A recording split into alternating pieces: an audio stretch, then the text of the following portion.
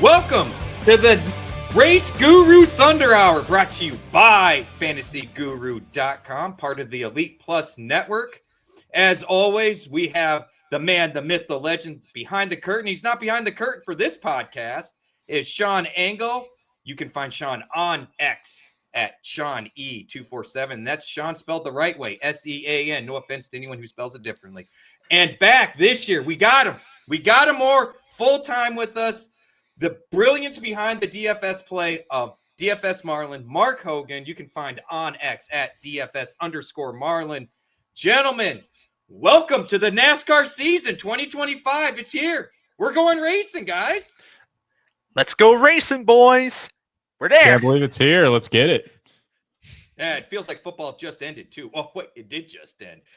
We would like to remind everybody this podcast is available to you through Fantasy Guru the MVP All-In plan. Currently, that is discounted 60% off for $79.99. That is for 12 months. That gets you all the racing content we have, our betting, our DFS, the podcast, the whole 9 yards. But it includes all the sports except for football and baseball. Those are special sports. We all know this.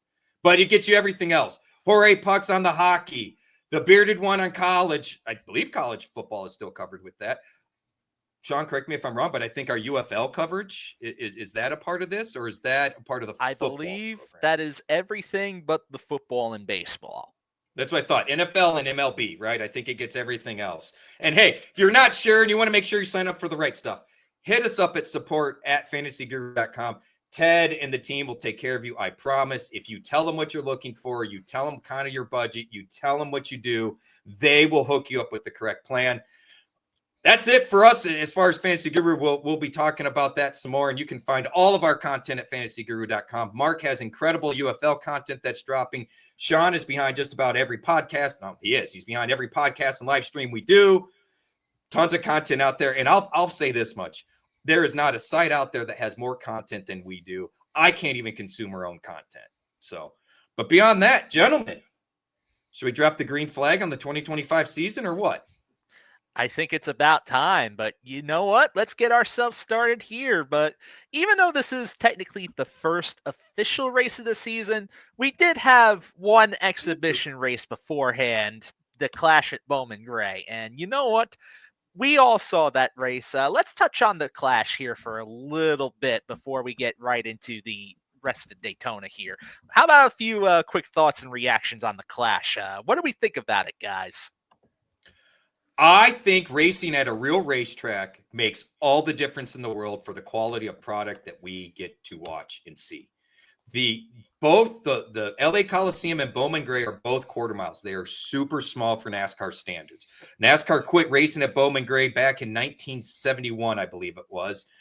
We used to race at Hickory back then as well. You guys probably aren't, a lot of listeners probably aren't aware of these things, but they were very, very small tracks, local, regional, short tracks. That's what NASCAR started on. Daytona on the beach was the big one.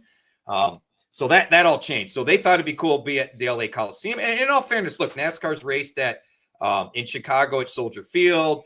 Going back in history, they've been to the Coliseum before. Makes sense. But Bowman Gray, and it's kind of crazy because you could see the football field at Bowman Gray in the center, where they still play football there, and the track around the outside. But having the wider radius, it put on a much better show. I was concerned we'd see a lot of the same, and we didn't. I mean, we did see bumping and banging, typical Bowman Gray, flip 'em the bird type of activities.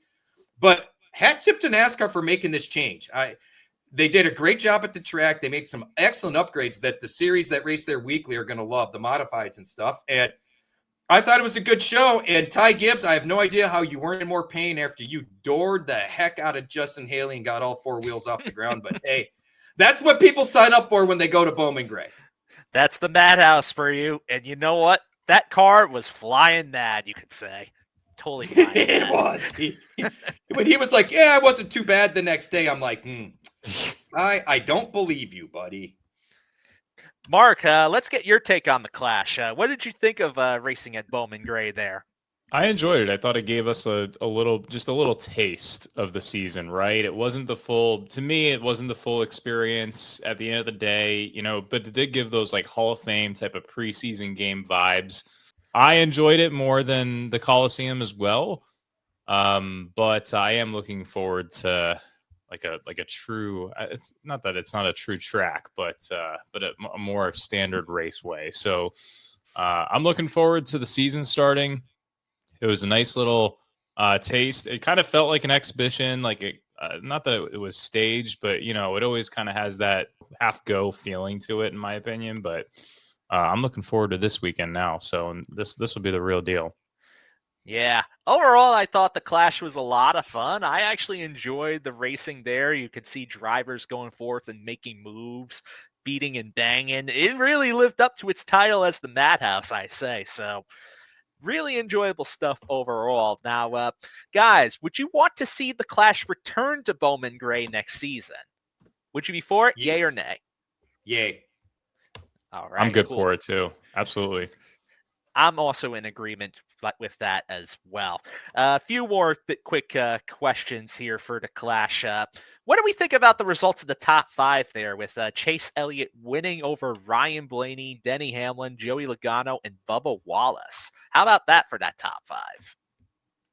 Bubba Wallace, I wasn't surprised by Denny Hamlin in any capacity. I don't know. I mean, some of these guys, Joey Logano's right up there. Blaney is obviously that his trajectory going all the way from the back on a track like that, in my opinion, I thought was the most impressive thing of the night. So even though he didn't win, for him to be able to essentially start from the back and work his way all the way up was very impressive to me. Yeah, and to think about Blaney, if he didn't really overexert the car and then just lose it towards the end there, and if the race went on long enough, he was going to take that from Chase Elliott, bar none. He had the better car there for a while. And Chase even cheated up the car.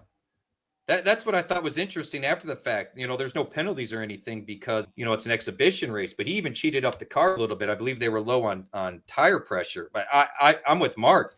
I was the most impressed with Blaney. And if Blaney's going to be that good on short tracks, guys, we need to watch out for Ryan Blaney for a championship run again. I mean, we saw it last year at Martinsville in the fall when he basically was making up that big entire gap. And funny enough, he had to pass Chase Elliott there in order to get the win. So really, I think Blaney's just shown a lot of proficiency on the shorter tracks. And you know what? Maybe that's something we should use as a barometer for what we can expect short track racing to go. But what about these other drivers there? Should we use this race as sort of a barometer for them to expect how short track racing should be for the rest of this year? What do you guys think? I'm trying not to take too much weight into it personally. Again, I look at it as like an exhibition. So there's a few takeaways, but I'm not. It's kind of like qualifying tonight, what we were talking about before the show, where it's just there's going to be a lot of differences in place and a lot of variables that come into play when you're racing for points. So I would caution anybody taking it's like the NFL season, right, Mark? We joke in the NFL that the first 4 to 6 weeks of the NFL regular season is really the real preseason, right? NASCAR's not a lot different. We've got, and Sean will cover this in his overview article because we talked about it, but there is a lot of team changes, driver changes, crew chief changes. And with that comes chemistry, building chemistry. Some are going to hit on chemistry right off the bat. Martin Truex in a one-off race with Cole Pern, I expect them to pick up right where they left off, right? But say Justin Haley, who's had a little bit of work at Childers, they may have a little bit of a head start. And then say Michael McDowell, that's on a new team and a new crew chief. We got some other crew chief changes. So, I'm real cautious to get too excited about anything we see the first, 4, 5, 6 races. And racing's very cyclical. I mean, Sean, you and I have talked about this a lot. Don't be shocked if whoever is really good the first third of the season isn't so good the last third of the season.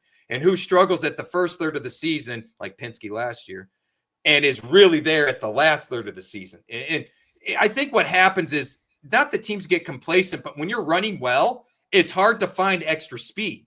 When you're behind everybody else, you have to try things. I'm not loose enough. I'm not tight enough. Why don't I have enough rear grip? When you're the guy out in front, it is, and you see that in races too, right? It's nothing for the guy running third, fourth, fifth, all of a sudden at the end of the race to be faster because they've been making changes throughout. Well, the leader's like, I'm good. I just want a little this, a little that. So I'm real cautious. It just Blaney. There's a lot of continuation with Blaney, so to see how easily, for lack of a better term, he came through the pack on really a very tough track to pass on. We didn't see a lot of that happening without moving people out of the way, so that caught my radar a little bit. But yeah, I don't think we should take much away from other than it was a fun show. All right. It really was a fun show. And even then, that's still something we can glean out of it. It's still NASCAR before the actual season starts. So it was fun to just take that in and be able to get ourselves a little preseason thunder, as they say. But now that we're going to go past the preseason, how about we get into the actual season? 2025 there with the RaceGuru Thunder Hour. But before we get into our first race of the year at Daytona, how about we talk about a bunch of these new rule changes that have been happening and announced for this coming season, because a lot of these are really going to come into play this year, and some of it changes the dynamic of the overall racing. So I'm Rich, you've kept up with the rule changes here too, and you've had a lot of thoughts on them too. Well, I'll start with you. What do you think about, first of all, the updated damaged vehicle policy? Love it. Absolutely love it. I hated the fact that this car was supposed to be so durable and we could have certain easily changed out parts that could be fixed that completely did away for the team because they had to go to the garage to change them. So the fact that the cars can go to the garage and do repairs instead of being eliminated from the race, and I understand it's a shorter clock. I think that's big. I also think it's big about the cars being towed back. I don't know, Sean, you heard me gripe about this numerous times last year. A guy spins, he gets a flat tire, and now the whole race is over because they had to get towed back. I mean, we even saw the hypocrisy of it where at the end of last year, they let somebody continue on and somebody else not. And I hated that policy. So I like the changes they make. I will say this. I feel like they should have kept the time for the clock. I don't think they needed to shrink it down.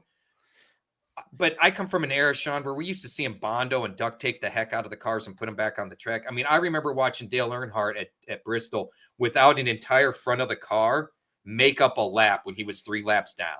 Actually, I think he came back to win that race. I think he was 3 laps down and made all his laps back. I'll have to go pull that video. But we don't have that anymore. So I like the changes. Like Sean said earlier, baby steps. This is enough of a baby step to appease me, at least at this time. So just for clarity here, so in case anybody else is still lost about the damaged vehicle policy, basically what happens now is that cars will be permitted to continue in the race after repairs are made in the garage instead of being eliminated right from the race after the expiration of the damaged vehicle policy clock. Now, when they're in the garage, there's no time limit for how long they can take on the repairs there. And as soon as they're done, they can come right back out. So it's a 7-minute clock for almost all the tracks where you have on pit road. And then if you just don't do it at that time, they're going to tell you to go to the garage. So that way you're just not right on track, spreading more debris and everything. But I do know this too, that they also, I forgot to add this in our notes here, but they also added the fact that if you try to make it out of pit road, but right when the clock expires and you don't make it out in time, you will get penalized for it too. That is something that I forgot to also mention. I didn't realize that too. Okay. But also, yeah, cars that are towed or unable to drive back to pit road, they also go straight to the garage. They won't even deal with the damaged vehicle policy clock. So they'll be able to come right back out after any repairs are made too. Now, would you say that this is a big deal for DFS? I think it is certainly a major 100%. Deal. 100%. And you know what? I also want to get Mark's take on this too, because this changes one of the possible strategies overall too. Now we know games like FanDuel with NASCAR, they also count completing laps as part of the scoring. How would you think that maybe makes your strategy a little bit different coming into this year, Mark? Yeah, well, I was going to say, I think it's great from a DFS perspective because now it at least it's still a huge blow if you get a guy that has to get towed into the garage.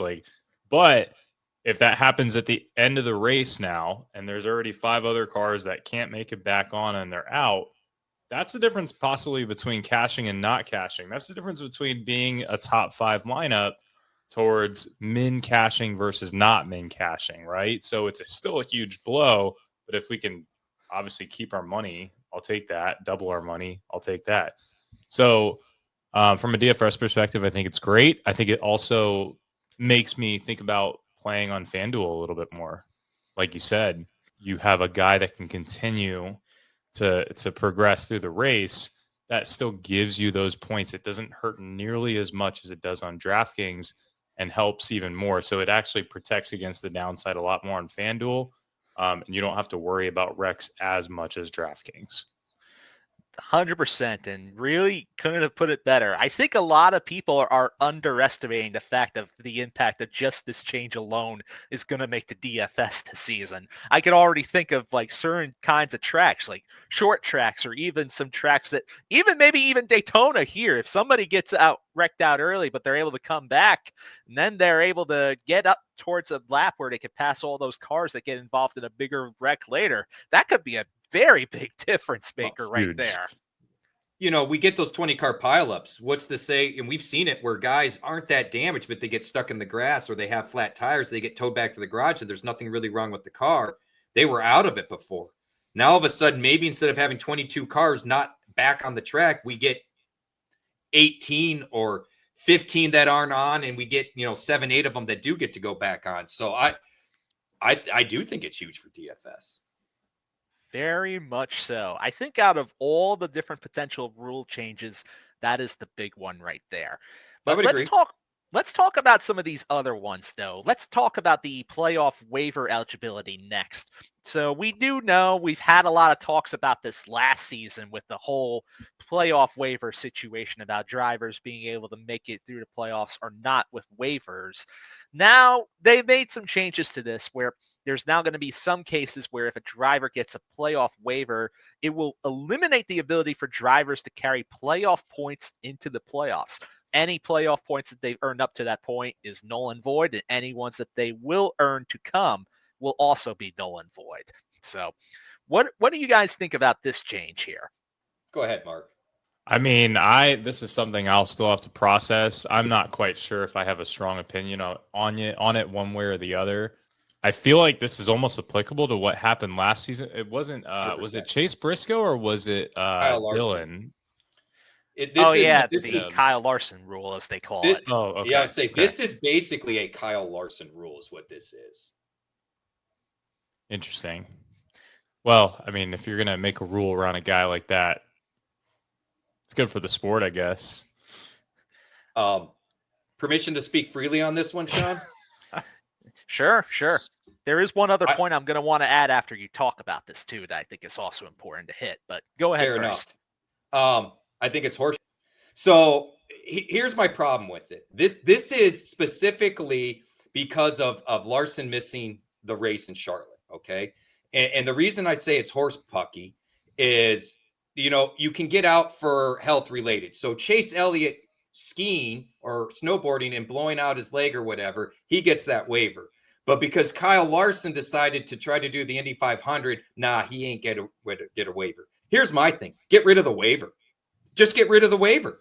If you score enough points, which Kyle Larson did last year, if you score enough points to still make the playoffs while you miss an entire race, then guess what, NASCAR? Your point system is screwed up. It's not the driver. We do not have enough crossover drivers. We were talking about casual fans before the show. A great way to do that is the crossover stuff. I grew up in an era where I got to see AJ Foyt race Indy 500 and Daytona 500. John Andretti doing the double. Robbie Gordon doing the double. Look at all the hype that came from the double, both for IndyCar and NASCAR. It was good for racing in general, both sports. And now we're going to poop on it because NASCAR's butthurt about it? F them.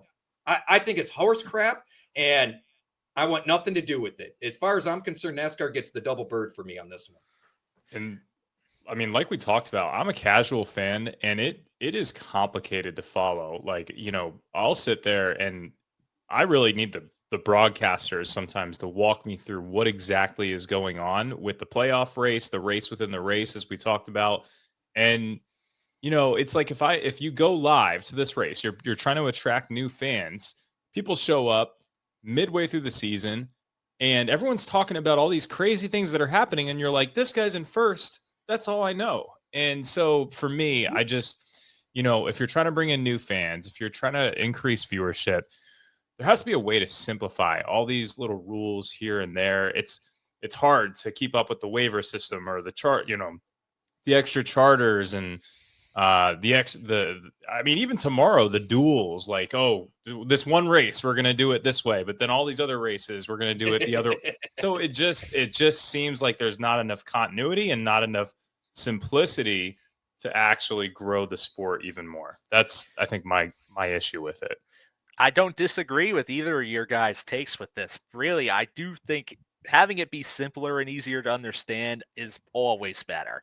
Keeping it simple, always great as it stands. And the way that these systems are set up, I kind of get that they're trying to drive excitement, but it's almost like they're trying to overcomplicate it when they can really just simplify some aspects of it and just be like, all right, it's this, boom, that's that. There is one other point I do want to mention, though, that I feel like people aren't talking about enough on this, and this could also affect things from a DFS perspective, too.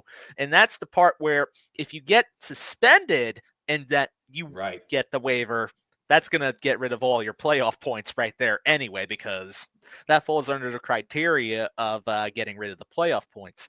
So in my opinion, I think what that's also going to do is it might end up deterring some drivers from wanting to issue direct payback from other drivers when there's conflict. And that, as we know, that affects DFS greatly when a driver takes another driver out. But I would argue that's short-sighted, because what is it NASCAR uses for promos? Every single week, every single year, what dominates, what they get so excited when someone on NBC TV instead of NASCAR channel talking about the racing, and it's usually because of something like that. Like, I am waiting till we get back to Richmond, and I want to see how much Dylan highlights we get. It cost RCR $3 million, Dylan everything, but NASCAR's profiting from it. I find it really hypocritical. And to your point about making it simpler, just get rid of the waiver. If you're going to have this stupid system, don't have a waiver. If you bro out your knee and you miss 12 races, that sucks. That's the way it is. It's funny to me that a sport that used to be found on, you guys ran shine, you think you got a fast car, you bring your car, I'll bring my car, and we're going to go. And whoever gets to the finish first is the winner. And now we've made it all this complicated rules, and we can't even let people bring fast cars. It's got to all be the same car. Like, what are we doing, man? Like, look, I hate to say this to folks, but I'm hoping DK and FanDuel start really embracing IndyCar, because this guy right here is about to tell you IndyCar racing is where the excitement's going to be here in the very near future, because NASCAR is making it so complicated and convoluted that people are just going to be like, I don't know what I'm watching. I do agree that they should offer more options for IndyCar, period, just in general. And it should be on the same level as NASCAR at the very least by doing DFS and betting. 100%. We need more than just futures, guys. Come on. Well, and look, IndyCar puts out as many cars or more. And honestly, from a betting standpoint and competition level, IndyCar's much more fun, in my opinion. Formula One gets very dry because it's the same handful of drivers. I can appreciate the skill and why people like it, but part of the excitement for me for racing growing up was cheering for some of the underdogs, not knowing, even if you were cheering for the superstars, not knowing if it Rusty today, is it Dale today, is it Bill today? You know what I mean? And we have that again, so I understand NASCAR's point with the car and some of the things they're doing, but to your point, Sean, they're almost over gimmicking it up, that it has you going, you know what? Forget qualifying. Let's do what they do at the dirt track. We'll do blind draws. Instead of inverting fields and all this other stuff, and we want to see action, forget qualifying. We're just going to pull numbers out of a hat like we do at the local dirt track. There you go. But you know what, though? Speaking of practice and qualifying changes, they made some changes to that this season as well. So let me just break it all down here. Practice is now 25 minutes per group instead of 20. They're keeping the practice groups again from the last couple of years, just expanding it to 5 more minutes per session with that in mind. Now, as for qualifying, there's a bunch of different changes going on, and it depends on the type of track that we go to.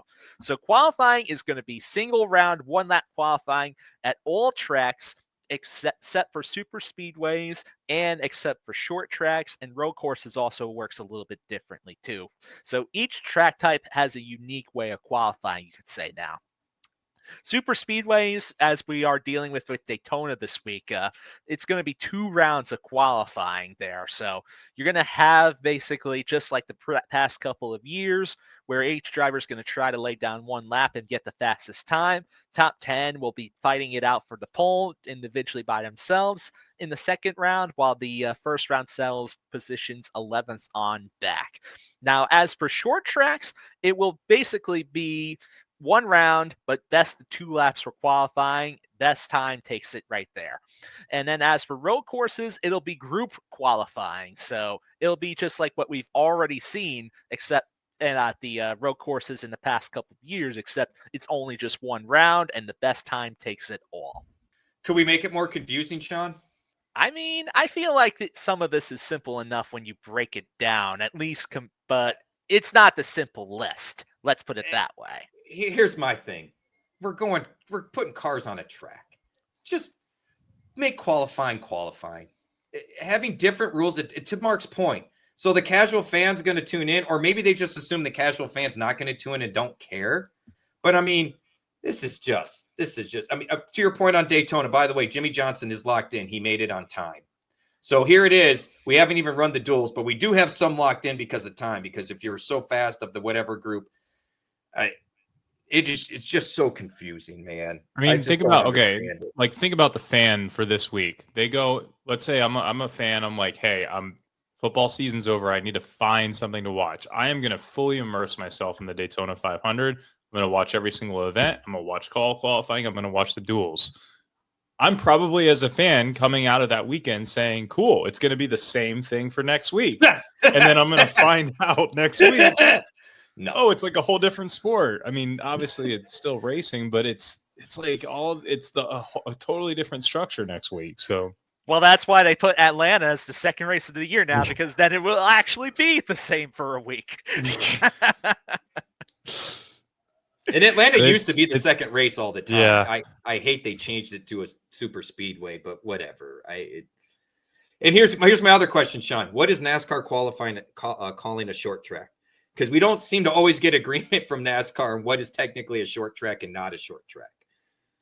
Basically, anything that's a mile and under is what they consider a short track. Okay, so Dover is going to have a short track policy then, even though it probably has an intermediate track race package, right? I believe so. I believe it is going to be 2-lap qualifying there. You see what I'm saying? Like poor Mark's like, what are you talking about? Yeah, because we got different race packages for the tracks, and Dover's high banked and high speed, so I'm sure it's an intermediate package we're going to see there, and not a short track package, right? Because I doubt they're going to, put on the mud flaps and all that stuff, because they're not going to race there when it's wet, even if it's lightly wet, right? So, I mean, you know what? At least we immerse ourselves in this, because some of it's reactionary. Like, I'm just assuming some of these things, and it's probably correct, but we'll definitely find out for sure when we get to those races. But I'm exhausted already, Sean. What can I say?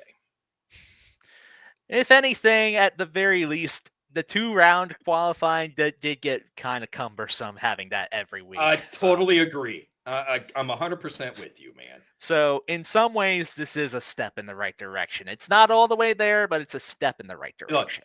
Look, the extra 5 minutes in practice, especially, and I can't say this enough, especially at the intermediate short tracks, we may actually get, like, for example, this week we did get a 10-lap average at Daytona, right? We haven't gotten that in years, Sean. So I'm hoping we get more 10-lap averages and that sort of stuff, which will be nice. To your point, these are all baby steps in the right direction. But then, like you said, you make the qualifying so cumbersome. I feel like we went 3 baby steps forward and took 1 gigantic leap back. You know what I mean? But I'm with you. This is still better than it. I didn't care for what qualifying was the last couple of years. It was quite cumbersome and boring, if you want to be realistic about it. And now the only real track type where we deal with that now is just the super speedways with just the 2 rounds. Everything else is just 1 round. It's just how they do the 1 round is different between the different track types. And I like the 2 laps. Intermediates, it's just 1 lap. Short tracks, it's just 2 laps. Road I courses, like it's that. just the group qualifying, but all in one round. Which is typical for most road racing when you talk Formula One, IndyCar, etc. So that's probably easier for most of us to understand or appreciate. And I got to admit, 2 laps at the short track, Sean, I'm 100% happy with that. I get why you only want 1 lap at the intermediates. They're a lot longer. At these short tracks, we're doing a lap in 13, 15 seconds. At the intermediates, we're at what, 38 seconds, 40 seconds. At Daytona and Talladega, we're at 50 seconds, So I'm with you there, man. I can't. Jimmy's locked in. That really upsets me. I'm sorry. Oh boy. We'll get into that later, but the only other thing to mention about the rule changes there, other than the open exemption provisional, which would take us a little while just to discuss that because we have a lot of opinions about that. So we'll put our thoughts into that in articles in Discord instead. But the only other small thing to mention that's relevant for right now is the Xfinity fastest lap, in which it's basically like old school NASCAR in the fact that they're now going to count the fastest single lap of the race for an extra bonus point now. For all 3 series, which is kind of all cool. 3 series. All 3 series. I can I at least say this on the provisional thing for Jimmy whining and crying. The way I understand the rule, Jimmy, you would have qualified for that provisional spot. Except Justin Marks is a better team owner than you and understood the rules better and filed the paperwork. So at least Jimmy got in instead of learning a mistake the hard way. But Jimmy, you could have done the same thing, is the way I understand the rules. As far as I know, too, NASCAR did clarify this later that a driver like Jimmy Johnson would be eligible for something like this, too. That's what I thought. He just didn't apply. Truex and Jimmy all would have, and Helio all would have fallen under that umbrella, except Justin Marks, being the savvy team owner that he is, beat everybody to the punch. So hat tip Justin Marks. Seriously, that dude at Trackhouse, he is. If anybody's going to save NASCAR, in my opinion, and I don't agree with a lot of Justin Marks has done in some of the comments and whatnot as far as racing goes, but it's going to be him. He's forward thinking. He's willing to get different. And it showed up right there. And again, I hate to say it, Jimmy Johnson is a second-class owner right now. He's a first-class driver, and he's a second-class owner. We've seen it before. Even drivers that can go forth and own teams in different disciplines of motorsports, sure, they may be a great driver, but that doesn't guarantee that they'll be a great team owner. It doesn't always work out that way. Kyle Busch was a good team owner. Harvick is decent. Some of these other guys, not so much, But yeah, there's all different examples all throughout history that we can comb over. But you know what, though? We're going to try and talk about the history being made this week because you know what, guys? It's time to talk Daytona. Let's preview the Daytona for this week's NASCAR action. So let's get into it, guys. How about we start off with DFS and betting strategies? Mark, how about you start us off with this here, too? What would you address as far as the DFS and betting? What should we look for here? Yeah, well, I mean, look, we're looking at a super speedway, so I think at the end of the day, it's a wild card. I will say this is our first race of the year. Like Rich had mentioned earlier, we've got a lot of movement amongst teams, drivers, so a lot of new faces and not so familiar places. At the end of the day, there's a lot of unknown going into this. It's like the unknown of going into week 1 of the NFL season. So if you're going to bet on it, if you're going to play DFS, play lightly, play for fun. And I personally, the way I'm approaching it, I'm doing multiple lineups. There's no way I'm only considering one.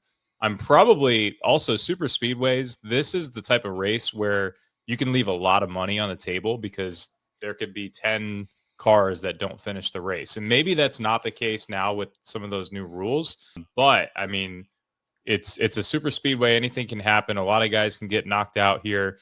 And you could have a bunch of low price drivers be some of the top scorers when you factor in things like fastest laps are going to be spread out across the field. You're going to have laps led being spread out. There's only 200 laps, I believe, right? So, there's going to be a lot of those points that we see in DFS spread out across the field. One, I think, leverage angle that we can take here is, and I put this down from my notes from last year, is the lower price drivers. I do want to prioritize the guys that are sub 6K, mainly because it's really hard to chase laps led with the top guys, but it's a little bit easier to get fastest laps from those lower price guys because they're often starting from the back and they can kind of catch the draft coming from the back and record some of those fastest laps. Where if you're a 10K or a 9K driver or an $8,500 driver and you're starting in place, the 15th position, you're just kind of stuck. And yeah, you might be able to move your way up through the field, even if you're like a Ryan Blaney of sorts, but you still might not be recording those fastest laps. And you also need to save fuel, right? You have to make sure that you have enough fuel towards the end of the race.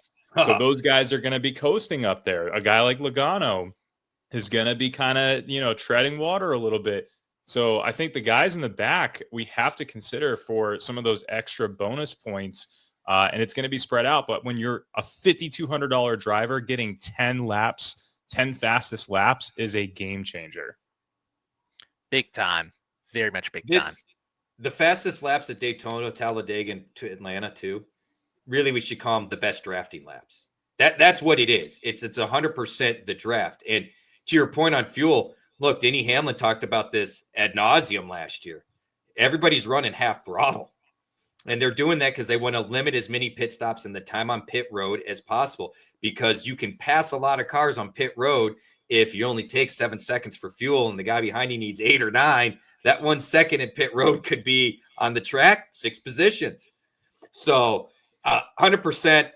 Look, I'm completely blank canvassing this until after the duels. And it's not so much that I think the duels are going to really tell us much. It's more, we all have talked about this offline at length. The best success I found, and it was about halfway point last year with the super speedways, was I just went after place differential points. I didn't care price, because to your point, there's so much money to be saved. I left, the best lineup I did last year, or the most perfect lineup, I scored it out money-wise, you would have left like $12,000 in the garage. Like, it was that ridiculous. And so for me, it is strictly, I'm chasing place differential points. Look, if there's a high-priced driver in the back, I'm all over it. But if it's not, look, I don't think I'm going to have anyone in my lineups, whether it's trucks, maybe not so much trucks because it's the skill is and quality isn't as widespread. But for the most part, whether it's trucks, Xfinity, or Cup, I'm going to be targeting 20th place and later. Like that's kind of where I'm just sort of floating around and playing with it right now. But I'm chasing place differential points because, to your point, we're only doing 200 laps for Cup there, Mark. For trucks, it's even less. We're only doing 250 miles. So we're doing 100 laps, So there's not a lot of lap time out there, right? So I'm with you. Blank canvas. I'm chasing place differential. I think it's a smart idea to look at cars in the back because it is. It's whoever's going to be in the draft and catching. Honestly, the fastest laps are going to come after pit stops. It's going to be when we get the 3-4 cars lined up, and whoever it is that's at the tail end of that single car file that's just hanging in there as they catch the pack, is going to be right there with the fastest laps. And then you're going to see that group of 6 catch up to the pack that's too wide, not going as fast. So, and I think, we really do have to be cognizant of the fuel stuff, Sean. I really do think that it is going to come into play too.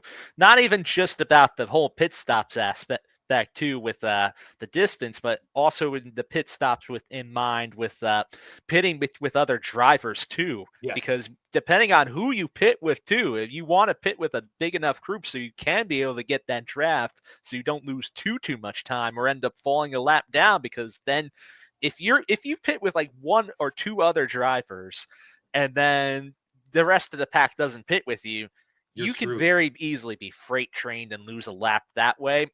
And losing laps at a track like Daytona is not the easiest in order to recover from. No, and what's going to kill our lineups, gentlemen, is going to be somebody that has a bad pit stop. So when they pit with the other 6 or 7 cars, they don't get out in the draft with them. And we're going to see that. We're going to see somewhere probably the second set of pit stops, I'm guessing, maybe the first one, where there's going to be some combobulation out there. To Sean's point, if you're only going to pit by yourself or with a couple other guys, you're not going to make it. You're going to get lapped.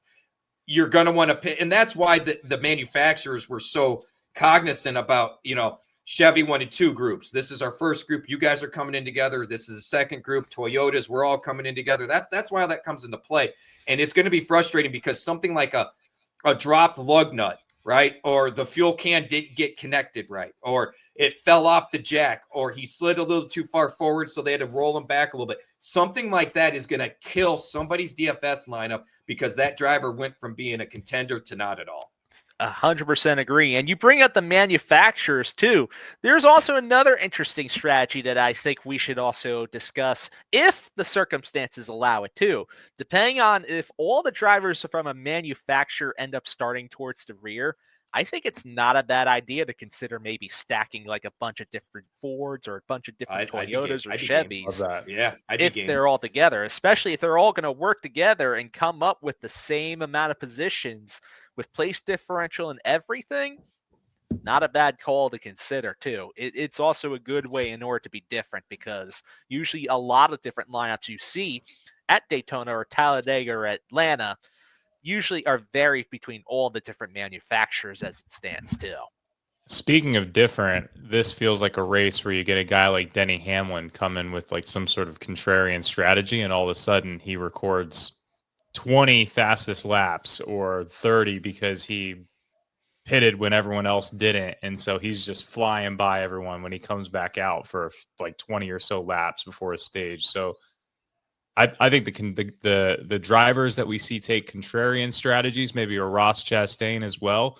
Those are some of the guys I'm also attracted to when we're looking at towards the top and maybe trying to get a little bit different still. 100% agree. One thing I always wanted to call out is, RCR typically doesn't qualify well, but they always seem to race well. I'm about to eat my words here, Sean, because the RCR cars in qualifying look awfully fast, and this is a little oddball for me, man. I love to target the guys that don't qualify well because there's something about racing at these big tracks with control and the draft and everything else that I don't know if having the fastest car is necessarily the key to success. Having the best drivable car seems to be a big deal. So that's going to be something to watch because I'm not going to lie, guys. I am shocked at where Austin Dillon's lap time is right now. Shocked. It is something that we'll have to keep a note of, especially once we get off the pod here. So I'm sure we'll see the results very soon and know who's on the front row and basically in our eyes, the sitting ducks were losing place differential. And remember when I said I expected Hendrick to qualify up front? Sean, I'm going to eat my freaking words. It ain't happening. So maybe instead of RCR, maybe Hendrick is the, we talk about stacking. Maybe Hendrick is one to potentially look at. The best qualified Hendrick car. I shouldn't say that. I guess 2 of them are up there. But I tell you what, the speed gap right now is pretty interesting. You guys will see the lap times, and there's quite a big gap there. So, and hey, Jimmy did his job. As much as it bothers me, I got to give him his hat tip. He did his job. So, but we'll see. There you go. Let's get into the notable and part-time starters for all 3 series this week. Why don't you start us off there with the trucks there, Rich, since you're covering that race? All right, so we got William Sawwich. That is a name you guys need to watch. That will be a name to watch anytime he's in the truck. He is going to be in the #1 Tricon truck, which is a Tricon. They got good equipment. That one car kind of been up and down, but they'll have good quality drivers in it. Always be on the lookout for William Sawwich. This is not necessarily his cup of tea, and he was already dealing in the other racing series. They already got him nabbed, or someone accused him of cheating. They had to do a breakdown at one of the races this past week. I don't know if it was the Snowball Derby or which one. We got Nathan Bird in the 02. I always mispronounce this name, Sean. Josh Rome? Josh Rome. Rome. I always mispronounce that. Mason Maggio. Maggio is always kind of a sneaky one to watch. Watch out for Michael McDowell in the 07 and Justin Haley in the 7. Both of these guys have cup wins on super speedway tracks. So don't count them out, especially Justin Haley, in my opinion. We kind of briefly talked about him. He has Brian Patty building his truck. Brian Patty builds fast machines, folks. Jason White in the 22, Brian Duzat in the 28, Bailey Curry. Watch that. The gentleman who was supposed to drive that 44 truck for Nice had some sponsorship challenges. So Bailey Curry is going to be stepping up. Frankly, I think Bailey Curry is a better driver than some of the equipment he's been in. Nice equipment in the truck series is not bad. So watch out for that. And Connor Jones for Thor Sport. Yeah, he lost his ride. Not quite the Days of Thunder style, more like the driver wanted to be a jerk style. So Johnny Sauter will be driving the 66 for Thor Sport. Johnny Sauter has a long tenure in the sport, very successful champion, has more or less just kind of retired. He would have been the guy that got a full-time ride in this machine, but his son is driving. He's 14 and is doing his own racing. So Johnny Sauter couldn't commit to a full season. So there'll be a couple of different drivers there, but watch out for Johnny Sauter. He is going to get more seat time this year. Parker Kligerman, a one-off ride in the 75. Look, we know Parker Kligerman, if you've been following the truck series, similar equipment, you'll be all right. Just kind of watch that name. Justin Carroll in the 90 and Clay Greenfield in the 95. All right. Now getting into the Xfinity series here, which Mark is going to be covering in our Discord chat this weekend. We have Patrick Emmerling in the 07 for SS Greenlight Racing. Justin Bonsignor is in the number 19 for Joe Gibbs Racing. That's a name to watch right there. Ryan Truex is back in the second Sam Hunt Racing entry, the number 24. Then you have JJ Yaley in the number 29. Jordan Anderson in the number 32. He's back once again. That's another name to watch at these types of tracks. Oh, for sure. Then you have Greg Van Alsten in number 35 for Joey Gase Motorsports. Caesar Beccarella in the number 45 for Alpha Prime Racing. Joey Gase himself in the second Joey Gase Motorsports entry, the number 53. You have Leland Honeyman Jr. in the number 70 car. Carson Ware in the number 74 for Mike Harmon Racing. And then you basically have Josh Bilicki in the 91 and then CJ McLaughlin in the number 92. Now, getting into the Cup Series, this is good. I'm just going to preface the Cup names with this and say it's interesting that this is going to be the year where all the cars that have rotating drivers in previous years, we're not seeing any of that this year. So this is literally going to be all part-time or open entries in this case for all the Cup races. In this case, for Daytona, we have Corey LaJoie in the 01, the Stacking Pennies Performance car, which is basically another Rick Ware car. Justin Allgaier is in the number 40 for Junior Motorsports this week, making their first ever Cup start. You have JJ Yaley in the number 44 for NY Racing. Martin Truex Jr. is back for a one-off start in a Tricon Garage entry with some Joe Gibbs Racing support. Anthony Alfredo is back in the number 62 for Beard Motorsports. Chandler Smith is in the Garage 66 entry. BJ McLeod is in the number 78, as per usual with his team. Jimmy Johnson, as mentioned earlier, who's in the race on speed now, is in number 84 for Legacy Motor Club in the third entry. And then we rounded off with Helio Castroneves, the old IndyCar legend himself, making a start in the Project 91 car for Trackhouse Racing. By the way, you know else who made it in on speed there, Sean? Who made it? Martin Truex Jr. He was faster than Jimmy. So if Jimmy's in, Truex is obviously in. There you go. It's another Toyota in the field, too. Tell you what, I just watched Ross Chastain qualify with his visor up and his hand out the window. Now, Joey's qualifying with his hand out the window. There is something with the downforce and airflow. I don't know what it is, but Ross literally did a whole qualifying lap. I never saw his right hand. His visor was up and left hand out the window. These guys are crazy, man. That's just awesome. Anything to get an advantage, right? That tells me they have done something in the wind tunnel and checked out what it does. And I think what it is the hand is just blocking wind coming into the window net, I think is all they're trying to do there. That's just nuts. Like you said, everything. Do you know what one of the old, who was it? It was Harry Hyde, I believe. Harry Hyde used to cover his cars in baby powder at Daytona.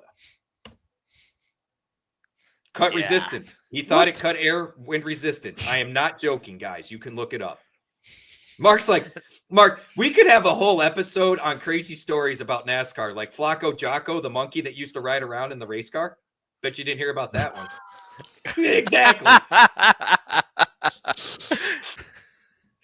I know in one of the NASCAR on Fox specials, they even talked about that too.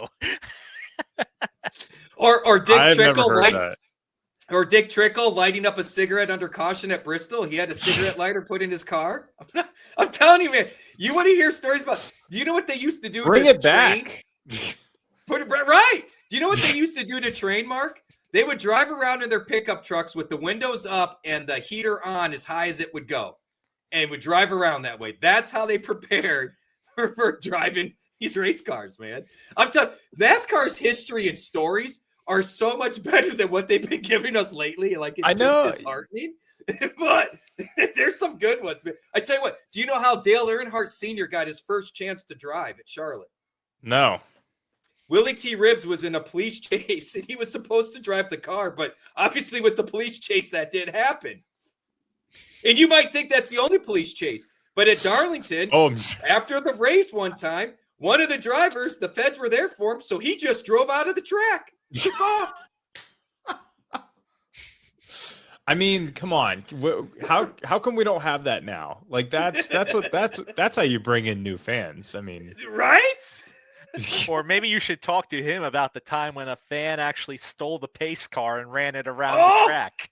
Yeah, we've had that. Or I tell you what, the best video you can find though, Mark, there's video of Dale Earnhardt at Richmond.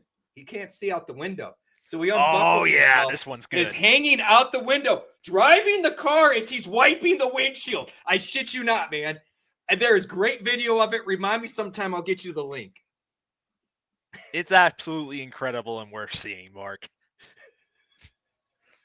Mark's Totally like, worth it. I got late to the party. Where was the fun back then, man? I thought the whole concept of NASCAR letting people drive in the pace car or be the passenger in the pace car for the beginning of the race was super cool, but that takes it to a whole nother level. So, I mean, like, you get something like that makes SportsCenter top 10. You get exposure outside. Like, you know, it's somewhere in the media afterwards. It's great content. Like, that's how you bring in new people. The guy that climbed the fence at Richmond, there's great pictures of that. He's actually on top of the curved part at Richmond. Woohoo! I still also remember in one of the Xfinity qualifying events in the 2000s there when they were racing at Chicagoland, and then the giant Tropicana balloon actually got loose and rolled onto the track too. And one of the drivers actually had to avoid it. Well, Dale Earnhardt lost a race at Daytona 500 one year. Why? He hit a seagull on the backstretch, put a hole in the radiator with 5 laps to go. Yeah. I think I've seen that one. You know? That's wild, though. Dr. Jerry Punch saving Rusty Wallace at Bristol, where Rusty calls him, then it's like, Doc, you look like hell. He's like, because he's all covered in debris and stuff. Rusty's alive, you know? I mean, because Dr. Jerry Punch is a real doctor. I mean, pit reporter, he came running to the rescue, man. Ned Jarrett made an entire pit stop call from the Biffy, from the porta pot in the pits. Because they didn't know they were going yellow flag. He went to the bathroom, and all of a sudden they're throwing it to him. So he just started making it up on the fly in the porta pot. All right, they're taking 4 tires here. We're coming around to the left side to take 2 now. Didn't miss a beat. You know what? We can keep going with all these stories all day. They're because so there are a lot of great ones that are out there. But we should also probably cover the rest of the race here while we can. Sorry, man. Some of that stuff just makes me miss. You know, it's Daytona. I'm getting back in my groove, Sean. You know, some of this gets me back excited again. Get back in the groove. Get jiggy with it. Jiggy with it. So let's head on with our picks, man. I'm ready to rock and roll. Before we get into that, let me just remind the viewers and the listeners that are on this pod that we are a part of fantasyguru.com, so you can go over there, get any of the packages in order to get all the coverage you need for DFS and betting for any of the sports. The MVP package flash sale is still going on. You can get the MVP package for $79.99 for the whole year if you only act within the next few days. And the MLB draft guide is now available at Fantasy Guru in order to help you get set for baseball season. So don't forget to go over to fantasyguru.com hit up support at fantasyguru.com in order to get the best possible deals that you can get. And, well, let's get on with it and head towards our Daytona picks. Let's talk about our top price picks to watch here. So I'm going to throw it to you first here, Rich, because your point is pretty funny and also it makes a lot of sense too. What do you think, Rich? I doubt I use any high-priced drivers unless they qualify poorly, man. I mean, that's just where I'm at with it. I didn't know another way to dress it up. Look, do it. You know, is Kyle Busch on my radar, or Brad Keselowski, or Ryan Blaney, or Joey Logano? Absolutely. Joey and Brad especially, they make their cars wide. Denny Hamlin could be in that mix. He used to be really good here on a consistent basis. Everyone loves the Kyle Busch story. I'm struggling to see his odds so high because he's okay at these plate races and pack races. But look, I'm looking for people that I think are going to qualify poorly that can race fast. That's what I'm looking at. All right, so getting into our picks here, I know both Mark and I on our list here, we have Kyle Busch. I think it makes a lot of sense in order to include Kyle Busch this week, just because I don't think people have been noticing this, but he's been one of the more consistent drivers at Daytona and at super speedways in general in the next-gen car. And we have to even remember, even last year, he came so close to winning it. He was leading at lap 200, but it was under caution, so it didn't count. So it's unfortunate John, for him. RCR has a knack at these tracks going back decades. So I think you're onto something, man. True, and it's just the numbers also support it with Kyle in particular. I think he's going to be a competitor and a contender in order to compete for the win, regardless of where he starts. At RCR, this is the one track type that RCR just nails and gets right. So if I'm going to trust Kyle Busch in order to win a race, this is one of his best opportunities, I'd say. And Mark, he's on the list for you too, so you definitely agree with that, right? Yeah, Kyle Busch, 6 races, I think 1 top 5, 4 top 10s. The other thing about Kyle Busch is he kind of really turned off a lot of DFS players, I feel like, throughout the year. And by the time he started to come on towards the end of last season, but it was out of sight, out of mind. He didn't quite make it, obviously. So I think that success continues from the end of last year into this year. I think it's a good track to do it. He's got good race history, good bounce back opportunity, I think, in general for Kyle Busch. And I did hear a stat. This is his 20th year racing. Yep, 20th attempt at the Daytona 500. Maybe 20 is the magic number. So we'll see. Well, go ahead.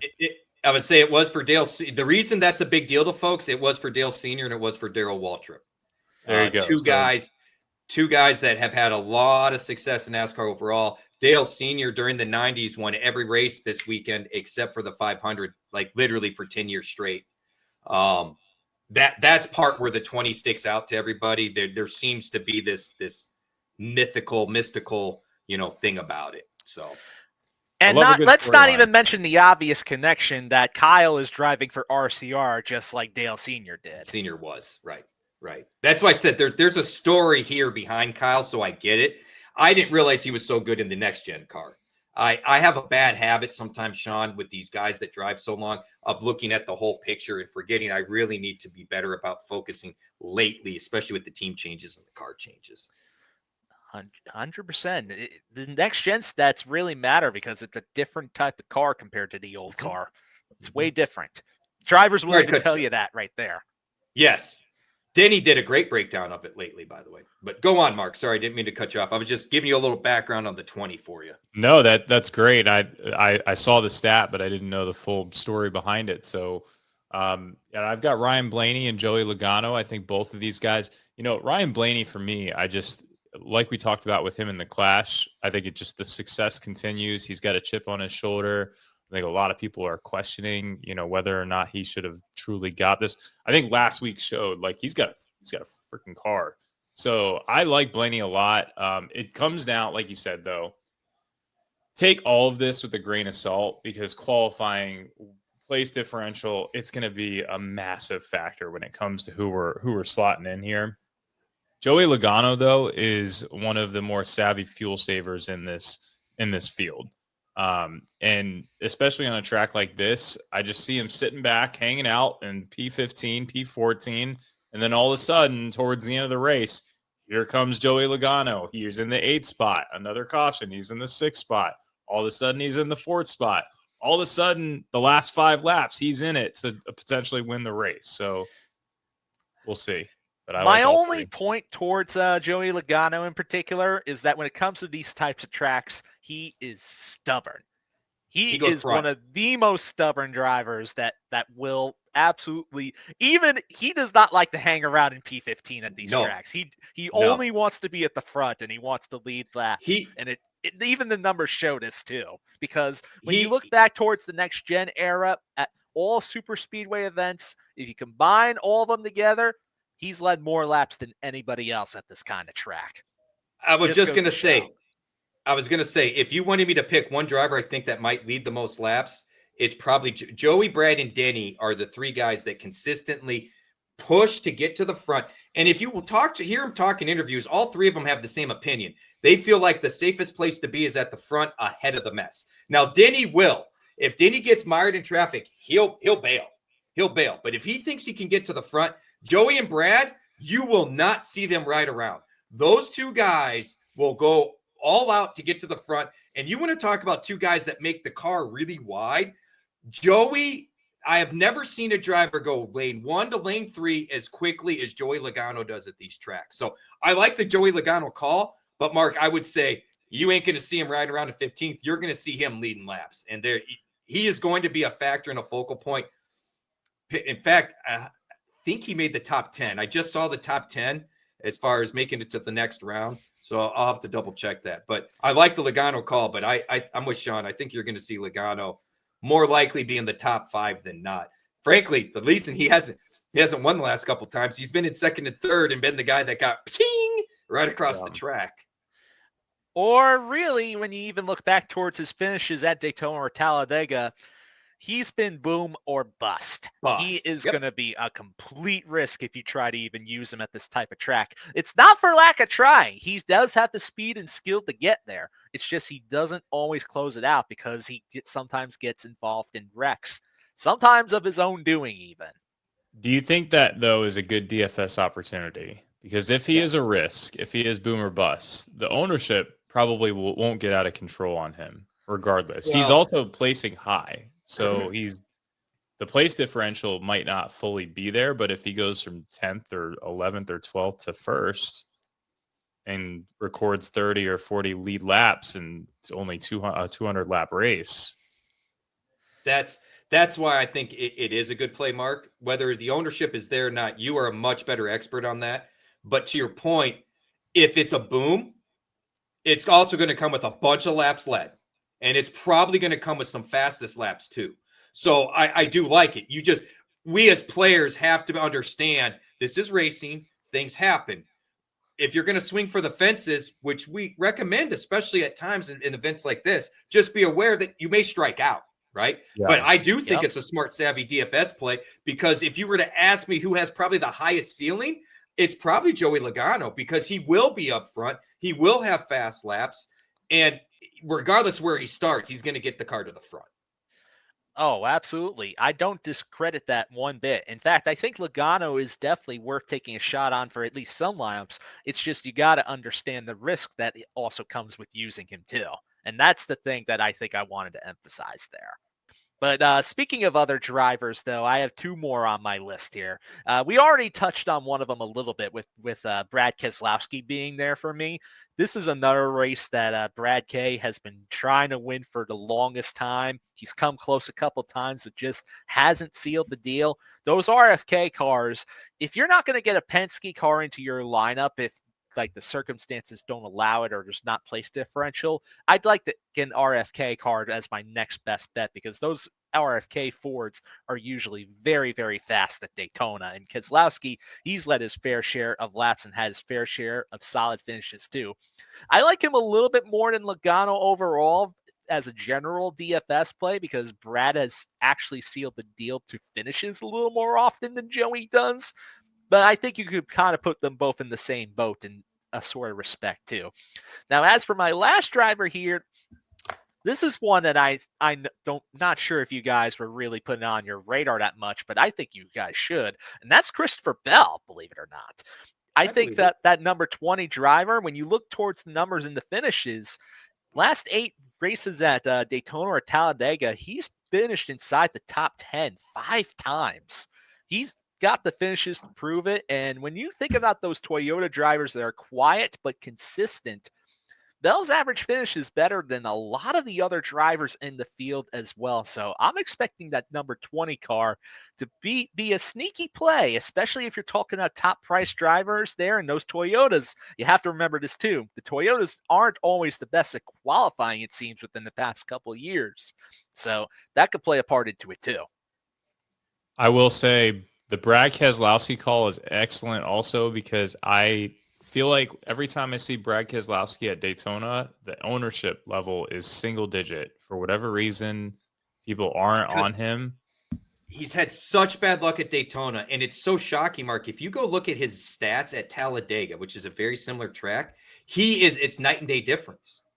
It has been some of the worst luck at Daytona. And look, Daytona has this mystique about it. I mean, it was the same way with Earnhardt. He won everything there except the Daytona 500. Tony Stewart never won the Daytona 500, and he won at Daytona. So it's really interesting, Mark, and that's why I think he's constantly single digits, is people are like, we use him at Dega, but we don't use him at Daytona. And something you taught me, and this, Mark, I really can't say this enough, and I'm not trying to blow smoke or kiss your ass.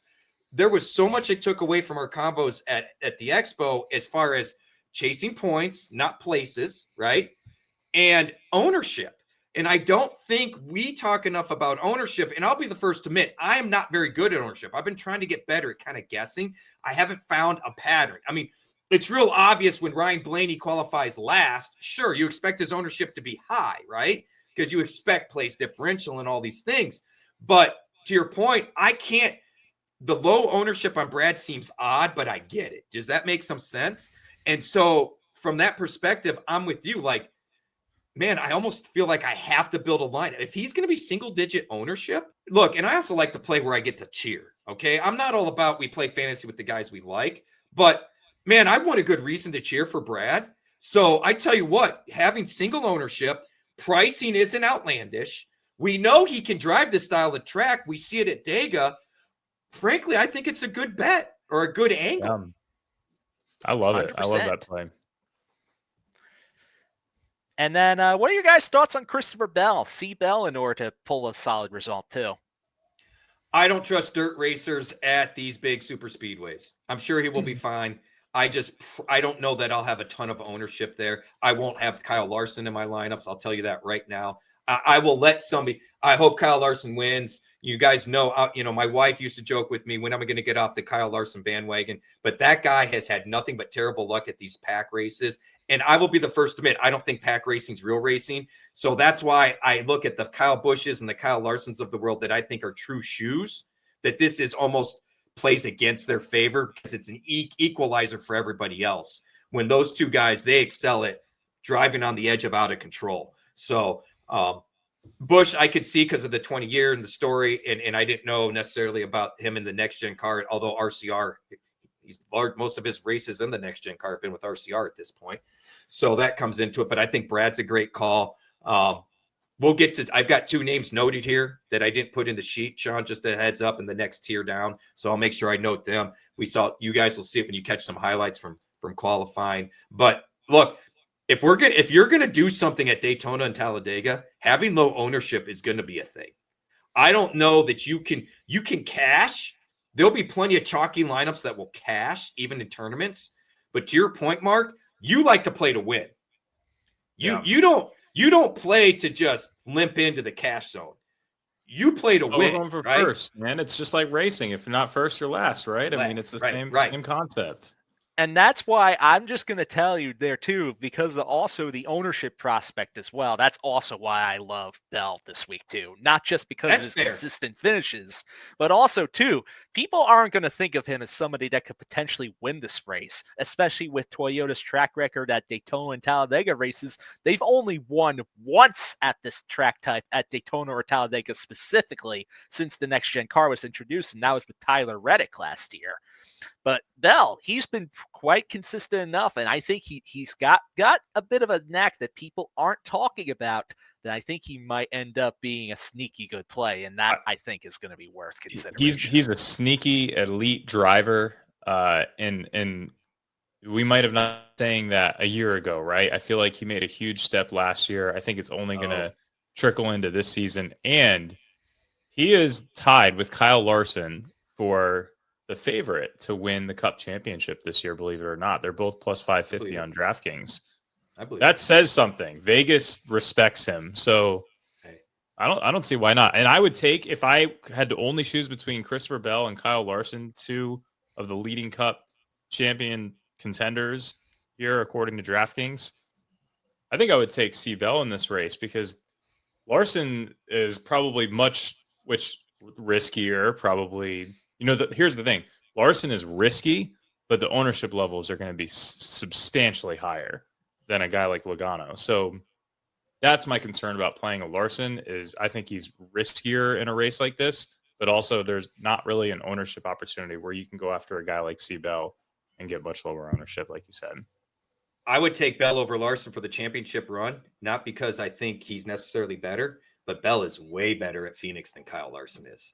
And the championship finale is at Phoenix. So to that point, and Mark, not to gloat over here, but Sean and I have been big Bell guys for the last couple of years. This has been something stewing for us. I will go so far as to say Christopher Bell, to your point, has made that leap where I would put him as the top driver at Joe Gibbs right now. He is the top driver at Joe Gibbs. Right. I don't think there's an argument that can be made anymore, especially when he's the only one of those guys on that team that's been making the championship round within the past couple of years. Not even Hamlin could say that anymore. No, I'm in complete agreement, man. I really am. So let's get into, let's quickly go through this here and put it at double speed, I guess. Mid-tier drivers to watch. We all are on Bubba Wallace. Mark and I are on Alex Bowman, of course. I think both of those are fantastic calls. Now, I have Austin Cindric as the last driver on my list, and Mark has Chase Briscoe rounding it out here. So I don't have them all on here. Look, if we don't talk about Bubba at this track, we're foolish, right? And all three of us, not to steal Mark's thunder, all three of us have him there. I agree with you guys on Alex Bowman. I don't mind that. But I'm going a little bit different route. I like the Chase Briscoe call, and I want some Josh Berry. Interesting. That's a very interesting call. What made you want to pick Berry there, Rich? As I'm sitting here watching qualifying, I totally forgot he's in the 21.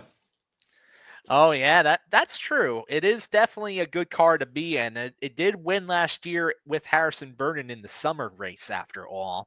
And that's technically another Penske car, if you really want to get down to it. Trevor Bayne won the Daytona 500 in this car. The history of the Wood brothers in this car. And not to be a spoiler, but Josh Berry made the top 10 in qualifying speed, too.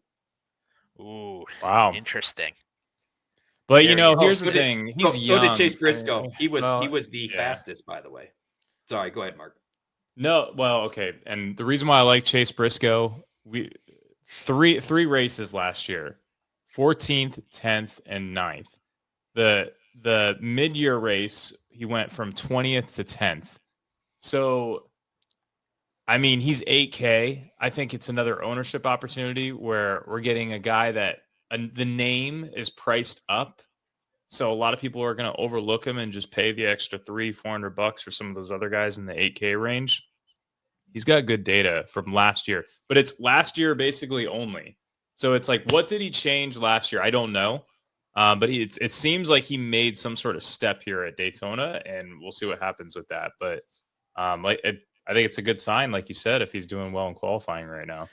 I don't mind the Briscoe call overall. Usually he performs pretty good on this kind of track if he doesn't get involved in a wreck. Usually he's consistently top 20 or so. So I do not mind the call one bit there. I have Austin Cindric rounding it out for me. It's another Penske car there too. Cindric's led his fair share of laps at this track type. And really, that 2 car, you have to remember, too, it was not too long ago where Austin Cindric got his first ever career win in this exact event, the Daytona 500 as well. I was there. Were you really? Yeah. Man, I've never even been to Daytona. Wow. It's the only race I've been to. And it's you. what got me into NASCAR was Austin Cindric's win. So, and that was what got me onto Bubba Wallace, because they went into overtime and Bubba Wallace was leading, I think, going into overtime for that one. It was a wild race. That was very close for Bubba. Bubba's been super close. Dude, he's got one coming. He's going to win. I firmly believe Bubba's going to win the Daytona 500. I really do. And look, Briscoe's got better equipment, if you ask me my opinion on Briscoe at this point. I know it's a Toyota, and Toyotas have struggled, but I don't know, Sean. Give me Gibbs over Haas. Yeah, I'd say that's actually valid enough, because the Toyota car, the Gibbs cars generally don't qualify the best, although maybe Briscoe today is an exception. Bell right now, but they draft very well. What was that? Bell qualified. Bell and Briscoe both qualified. Bell, Briscoe, and Hamlin all qualified in the top 10. What is happening here? Oh, you want to, by the way, I'm saving a sleeper for you guys. I'm going to throw a big curveball at you, Sean. Just wait. Let's get into our sleepers and values actually right now. We covered all we're going to go for. So I know I have Justin Haley, Zane Smith, and Cody Ware on my list. Never thought I'd say Cody Ware, but here we are today. He's done well here, man. Yeah, I had Ware as well. I mean, starts 33rd, finishes 4th last year, 35th, goes to 14th, 33rd to 6th. The guy just hangs in there. He finds a way to not wreck, and he just moves up, in my opinion, that way. And not to mention, I think the price point is way, way too good to ignore. Especially, he's free. Yeah, he's basically a freebie right there in that sense too. And those Rick Ware racing cars, I always have to keep bringing this up, but they aren't the same Rick Ware racing of a couple years back when those cars were a complete joke. Those Rick Ware cars have the technical alliance with RFK Racing. So, they're going to be almost as good as an actual RFK car. And for that price point, if you're saying I can get an RFK car for $5.2K on DraftKings, I'm in. Who do you think's the fastest RFK car right now? I'm going to say it's Buescher if I had to make a wager. Priest. Really? Priest made the top 10. There's been some funny stuff going on, man. Funny stuff. Look, I love Justin Haley. I love Childers. He's probably going to have high ownership is my only concern there. So I may have to pivot off of him. One name that I don't think will have a ton of ownership, and I liked Mark's choice here. Maybe you want to share it with us, Mark. Well, I've got John Hunter Nemechek and Anthony Alfredo, and I think what I like about Alfredo is there's not as much data on him, but there is data to say that he could do something here. This is not a driver, even a value driver that we go to, because we're not going to see him in every race, obviously. I mean, I think he's $5,200 or $5,300 on DraftKings, $4,200 on FanDuel. This is a guy that we could see a huge amount of differential points. And if we see him, I mean, the question is, where is he going to qualify here? Maybe we've seen him on the track already, but if he's like a 38th, 39th spot or whatever it is, like that's where you might get a guy that's priced at $5,300 where you record 10 or 11 fastest laps. 10 or 11 fastest laps for a $5,300 driver is a massive amount of leverage in a race like this. No matter where he qualifies, Mark, I think a potential top 10 is in his is reasonable. He gets caught up in wrecks at times, but mark my words, you will see him approaching the top 5 at some point during this race. I can believe it too. The only reason why I really didn't have Alfredo on my own list is because he's an open car and still has to make his way into the race there too. As of right now, his spot is not guaranteed. So that's why instead I have Zane Smith in that slot too, because Zane is guaranteed to be in this race as one of the chartered entries. But that's a front row car, and those front row cars are usually very, very fast at this kind of track. So I think Zane is a sneaky good play too. Do you guys want to know who made the front row? Oh, Hamlin? Nope. What? Chase Briscoe and Austin Cindric. Interesting. Cindric. So my Timing. third guy. My third guy, I'm on Haley. I went Alfredo. I hear the concern, so we may have to pivot there, but I think he'll make the race. And my third driver is Ty Dillon. You know, I actually kind of like that call. Ty Dillon has a pretty solid history. 10. He qualified ahead of Austin Dillon today. And he has a solid history here. I don't know what it is with the car, but I'm going to have to look it up. So that's where I'm at. But we can move on. We are running out of time. Yeah, I think I'm going to have to pivot from some of my earlier picks now after hearing some of these qualifying results as it stands. But I'll go ahead. Let's talk about our core 4s here. I'm going to do DFS core 4 here. For me, that I had today when I first started up this show, it was Kyle Busch, 9,300 on DraftKings, 13K on FanDuel. Alex Bowman at 8,200 on DraftKings and 7,800 on FanDuel. Zane Smith at 5,800 on DraftKings and 4,800 on FanDuel. And then as for my last choice, it splits between DK and FanDuel. On DK, I have Bubba Wallace at 8,600. But on FanDuel, I have Christopher Bell at 8,800. And I just really think the pricing, I think both of those drivers are going to get close to the same level of kind of fantasy production. So really, it's whoever was cheaper was my final call there for that last slot. I did. Go ahead. Go ahead, Mark. I don't look. I'm just chasing place differential points. I do not have a good list for you guys because I'm telling you right now, my core 4 is going to be strictly based on qualifying position after we run the duels tomorrow. And I think that's the absolute right way to approach it. Also, added bonus. I don't know if you guys saw, but there's actually DraftKings contests on the duels for tomorrow. I wouldn't. They've done. I wouldn't put much money on it, but I'm thinking about maybe just playing around with like a MME 50-cent max entry and just doing like 150. It's only 6,000 people in it. Do like 150 lineups in that and see what happens. But just throwing that out there because my degenerative ass will probably be playing a little bit of those dual contests. Anyways, I've got Bush, I've got Bubba Wallace, I've got Cody Ware, and I've got Anthony Alfredo. So far, I feel like that core is intact with qualifying so far. I think, we have to watch it finish out. But, I mean, generally speaking, my approach is going to be I want 3 and 3. I want 3 drivers that are in the 30s. I want 3 drivers that are in the top 20. And then I want to do a 4-2 lineup and a 2-4 lineup. So a 4-2 lineup where I have 4 drivers in the top 20, 2 drivers in the 30s, and then a third lineup where I do 4 drivers in the 30s, 2 drivers in the top 20.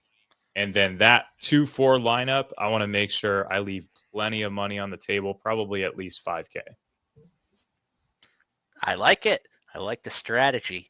Now let's go through the betting core 4s real quick here, and then we'll get right on out of here. I have Kyle Busch, Bubba Wallace, Ryan Blaney, and Brad Keselowski all to win. Going forth and getting towards Rich's betting core 4, I'm just going to read it off here. He has Haley, Truex, Kyle Busch, and Logano because he didn't want to see Logano win. Now, as for Mark's betting core 4 here. Hey, you got to let me at least explain my angle on Truex's story.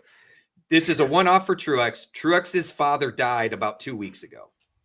So NASCAR loves stories. So this is why I want to see the lines. My poor wife has been looking for lines for Truex for the last week and a half and can't seem to find them.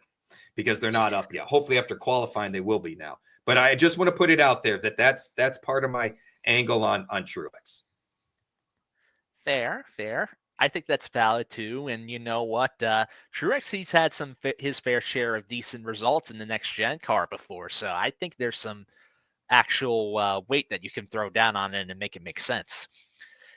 Getting into Mark's betting core 4, reading it off here. He has Bubba Wallace at plus 2,000, Busch at 11-1, Logano at 12-1, and then Chase Briscoe at 35-1 there. But you are not going to get those odds now, Mark. I guarantee you Briscoe's going to be closer to 1,200 now.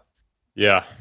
And that, I mean, that's a great point. Is if you're doing betting on some of these guys like this, probably a huge opportunity to place those bets in before qualifying. Just in general for any race is if you believe those are good plays, lock those bets in before qualifying happens. And this week is more difficult because of the duels, but I'm curious if Sean, I won't be shocked if we don't even see lines open again until after the duels. It's certainly possible. I think that's very possible. So as far as futures and props, I kind of like Blaney as a future. Just throwing that out there, guys. I kind of like Mark's idea with Bell. I think that's fair, but I would say this, since it's cyclical, and Sean, feel free to disagree with me, Mark, too. At plus 550 for a season-long championship, I'd wait.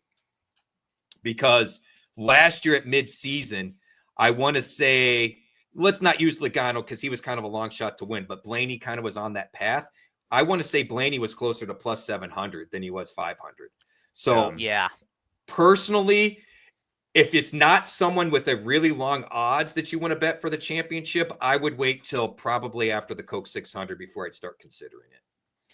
So DraftKings has him at plus 650 to win the title as of right now. Okay. That's a little low for me. The way I look at it, and so keep in mind, not necessarily a bet when in regards to C-Bell when it comes to those odds. However, it's a good way to kind of check yourself when you're looking at DFS. Hey, this guy hasn't, and I'm not saying it just about this scenario, but any scenario. Hey, this guy, he's got good season-long odds, right? It's same thing with the NFL. Saquon, he's 1,600 rushing yards for the season. That's his prop. So he's only accumulated 300 yards in the first 4 games. He's freaking due against this mid-tier defense that they're not the worst defense, but he's due, and he's one of the best running backs in the league. Same thing from a NASCAR perspective. Hey, this guy hasn't won a race in a while. C-Bell might be due now that he's plus 2,200 as far as the Cup champion goes. He might be due to win this race because he's got great odds. He's just had a string of bad luck over the last couple of weeks. That's the concept I think to think about, because you can use it for a DFS advantage, but you can also use it from a betting advantage. Well, and let's not lose sight. I want to mention this because we should talk about it in future shows. Mark does an amazing job of comparing DFS and odds. And I want him to explain it at a later date. We don't have time to go through it now, but more or less what he's looking for is off pricing. Yeah. If someone's the favorite, why are they priced so low? If they're priced so high, why are their odds so long, type of thing. So to Mark's point, use the data. Like, one of the things that Mark has really helped me with is using some of that data. I've counted on my fandom of 40 plus years. Mark has counted on his knowledge, his insight, his ability to crunch numbers, his ability to find trends, all the things. We and I've talked about it. I have the history and the goofy stuff with the NASCAR, but he can tell me, look, the last 3, this is what happened. Why are the odds at plus 1,600 when he's the highest priced driver for the week? Like, that doesn't make sense to me. These are really good questions to be asking and noting. Vegas isn't stupid. They don't lose money for a reason, right? There's a reason they didn't set lines after the truck qualifying with only 3 hours to go, because they weren't going to be able to take advantage of it, right? So I'm looking forward to more of those discussions, Mark, because I really, truly believe you bring an aspect to this podcast that Sean does a good job at that I don't, but that I think just takes this podcast to a whole new level. The numbers and stuff, the way you guys do it, quite frankly, I need that balance, because I'm more into, like Sean says, I like to roll with those gut shots. They work for me. I'm not going to deny it. It's been a good thing for me, but it's a lot more based on trends, momentum, history, things being cyclical, me being used to those sorts of things and following that versus really digging into, hey, wait a second. Kyle Larson is high priced, but he's like 10th in odds. Something's off, right? Where can we take advantage of that and monetize it? So I'm looking forward to you gentlemen helping me make money. I'm just going to tell you right now. That being said, though, if you did want to do gut shots, this is a good week to do them too. Oh, for sure. For sure. And look, the article is going to have gut shots in it. Sean and I had this discussion. I know for those that do tune in and read, I know the gut shots are popular. I get it. And honestly, the one NFL bet that I put on the bet sheet said, look, I can't get around this. This is just a gut shot feeling, was the any team scores over 30 points. I was the only guy that wanted to bet it, and I couldn't get away from my gut shot, and look how that worked out. So I'm going to try to embrace it and not like bury it, but let's not be foolish and not look at the numbers. You know what I mean? We've got to attach some sort of catchy name to it too, like we do. The Gutty Maletto bet or something. We'll come up with something. So, it's got to be a play on the M or something, or a play on the R. Right. We'll come up with something. I'm still writing some of it. So look, we'll give you, so we're changing things up a little bit. Mark, Sean, and I are going to be rotating around a little bit as far as which series we're covering from week to week. The reason for that, one, to help alleviate some of the challenges we all have with scheduling at times. Mark's got UFL, Sean's got all the pods, I've got NFL. So there's a lot going on. So we're working collectively. Two, I think it's going to make us all better players. Like Sean and I talked about, when we flopped a couple of times last year, we almost felt out of sorts because we were so used to the groove we were in. We were missing things. But what we found was after switching a couple of times, we both were better overall with our picks and our plays and suggestions. So we're going to be doing that. We're changing up the article slightly. I'm going to be scaling down my overview article. So anyone that's listening, watching, if there's something that I took out that you want, hit me up on Discord. I'll be more than happy to bring it back. Sean's trying to help me because I have been way too stressed and way too taxed with my time. So he's trying to help me narrow this down. Mark, I've taken some advice from him as well. So if there's something you're missing, I'm trying to give everybody a little bit of what they want while also not killing myself. So I'm open to suggestions. Mark's got Xfinity this week. Sean's got you covered. Sean's doing a huge legwork. He's got a season overview coming at you this week, tomorrow sometime. He's got the Cup article, a Cup cheat sheet. Rusty is working. Gentlemen, after we finish here, I need to fill you in on the cheat sheets. Rusty's working on our cheat sheets for us. I've got a truck cheat sheet coming. I will highlight in my overview for the week track strategy like we've talked about in the past, and some picks, things we've talked about. And guess what? I'm going to be stealing stuff from this pod because it's due after the pod now. So now I get to steal some of your guys' thoughts and put them in my article, which means it should be even better. That's where I'm getting at with it. And then Mark's going to have your Xfinity cheat sheet. We'll have some notes. We'll all be in Discord. We'll be helping each other out. I'll be focusing on trucks. Mark's on Xfinity this week. Sean on Cup. But, hey, you can ask all of us. We all love to share thoughts. You know, we don't always post our lineups, but we share and are very transparent with our thoughts and desires. So feel free to use Discord as you want. I can't lie, guys. This is the most excited I've been for the 2025 season. So thank you, because I've been in a rut. So I'm embracing you too. And thank you for doing this because I'm ready now.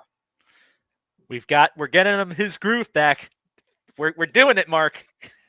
I need it, guys. Because I was in a rut. I'm not lying. Like, so hey, one thing I will add, and we haven't really talked about this, but one thing I'm going to try and do as well, a little bit more and a little bit more consistently. We'll see how this plays out.